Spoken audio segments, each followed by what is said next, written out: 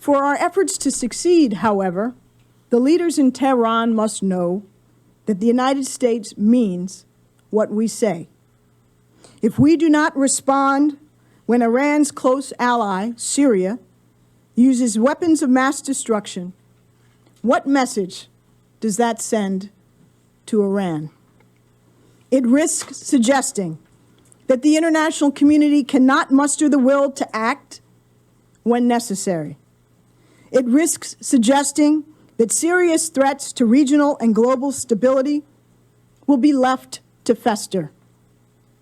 It risks suggesting that egregious violations of international norms do not have consequences.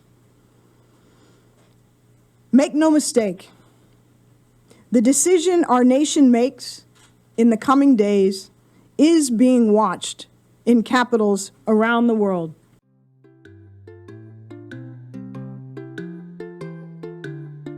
Mustard, mustard,